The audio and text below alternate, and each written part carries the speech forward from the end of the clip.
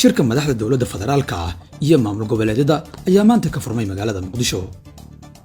dhammaan madaxda shanta maamul iyo gudoomiyaha gobolka Banaadir ayaa shirkan ku heliyay madaxweyne Xasan Sheekh Maxamuud, ra'iisul wasaare Xamse Cabdi Barre iyo ku-xigeenkiisa Saalax Jaamac. kulankan waa kii saddexaad ee uu madaxweynuhu la qaato hoggaanka heer gobol tan iyo markii uu xafiiska ku soo laabtay 15 bishii May sanadkan.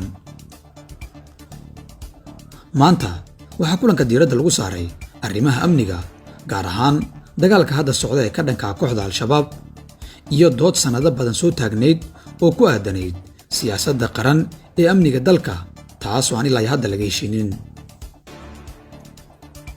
in labada heer dowladeed ee Soomaalidu aanay weli ka heshiinin siyaasadda qaran ee amniga waxay dib u dhigtay kaalmo badan oo uu caalamku ku taageeri lahaa howlaha amniga ee Soomaaliya. waxaa jirta dood muddo soo socotay oo nidaamkii madaxweyne Farmaajo uu mar ka sameeyey heshiis hordhac ah kaasoo ahaa dhismaha ciidan qaran iyo siyaasad amni oo ay isku raacsan yihiin dowladda dhexe iyo maamulada xubnaha ka ah. waxaa ku jirtay in la dhiso ciidan ka imaanaya shanta maamul goboleed iyo gobolka Banaadir. dhismaha ciidan qaran hadafkiisa ugu weyn waa inuu ammaanka dalka kala wareego ciidanka ka socda Midowga Afrika. dowladdii hore kuma guulaysan inay dhaqaajiso heshiiska siyaasadda qaran ee amniga, maadaama ay wada hanan weysay saaxiibtinimada iyo cilaaqaadka hoggaanka shanta maamul goboleed. inkasta uu madaxweyne Farmaajo wax ka qabtay dhismaha ciidanka, haddana looma marin heshiiskii qaran ee amniga dalka ee ay qaybta ka ahaayeen maamul goboleedyada. maanta dib ayaa loo furay mashruucaas sida uu inoo xaqiijiyey mid ka mid ah madaxda maamulada. sidoo kale waxaa maanta si weyn looga dooday dagaalka hadda socda ee ka dhanka kooxda Al-Shabaab. maamulada qaar weli dagaalka ma dhaqaajin.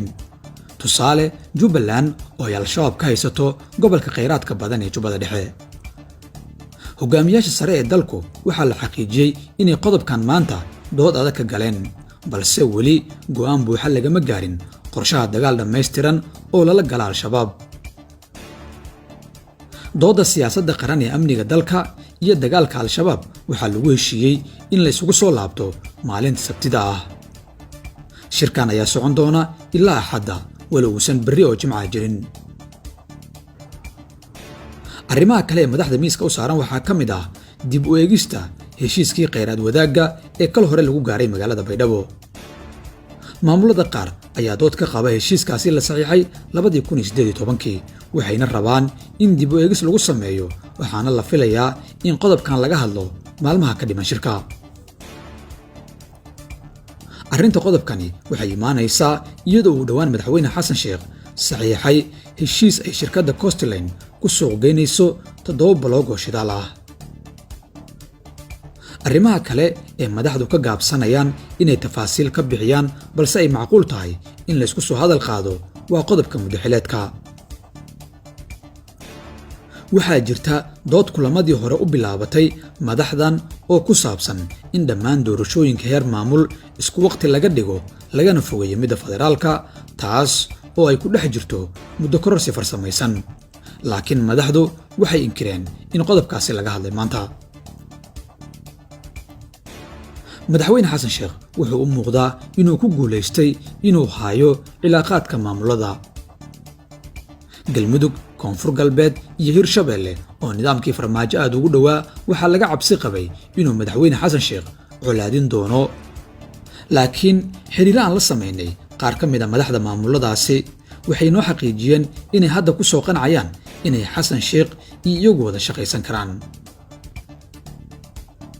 inta badan dowladda dhexe xilliga doorashada ayay muhiim u tahay cidda xukunta gobolada lagu qabanayo doorashada xildhibaanada. maxay kula tahay adiga?